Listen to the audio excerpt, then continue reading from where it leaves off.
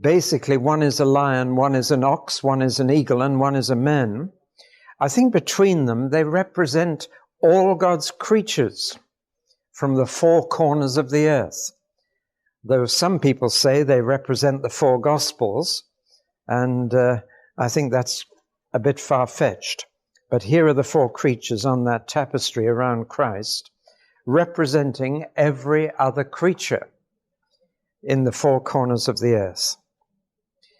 Then in chapter 5, we have the picture of the lion and the lamb, or rather, as I said last time, the ram. It's a much stronger picture than a little lamb. And here we have at last a human being who is worthy to press the button and end history and start the countdown of world history. God was looking for a man to do this, but a man must be worthy of that. And Jesus proved himself worthy to end history by dying for everybody within history and coming first to save everybody from a dreadful end. That makes Jesus worthy to end history itself. So we get the picture of Jesus actually ending history.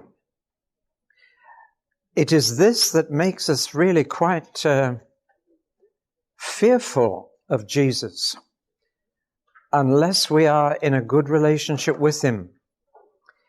You see, after he opens the scroll and the countdown of world history begins, we have the expression, the wrath of the Lamb. This is the day of God's anger and of Christ's anger. Here is a picture of Jesus you don't get very often in the Gospels. Only about half a dozen times in the Gospels is Jesus so angry with people that they run away from him. It was his anger that cleansed the temple once, and he actually whipped people. That's not gentle Jesus, meek and mild.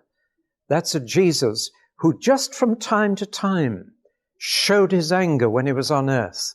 He was very angry when they wouldn't let him bless the little children. He was very angry when they didn't want him to heal a man with a withered hand on the Sabbath. But he was most angry when he found that the temple was a place of commerce and fraud. And he just said, "How dare you turn my Father's house into a den of thieves?" Now, those little glimpses of Jesus in anger on his first visit are really nothing compared with the view of Jesus that we have in the book of Revelation. Listen to these verses at the end of chapter 6.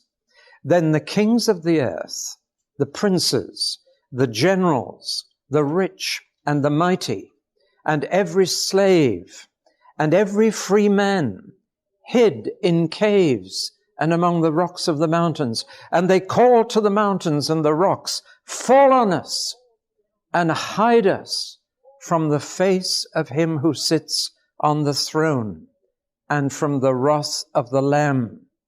For the great day of their wrath has come, and who can stand?" Now, that's going to be a very different God and a very different Jesus to the one that many people think they will meet one day. It's the time when God and his Son boil over in anger at what people have done to this beautiful world that they made. That's really what we're talking about. And that anger results in a whole lot of disasters, which we're going to look at now, one after the other, that are released when Jesus breaks the seals on the scroll. We are now into a period of very great trouble. It is called here the big trouble, or the great tribulation. That's the phrase. I call it the big trouble, capital B, capital T. A time of distress worse than anything the world has yet seen.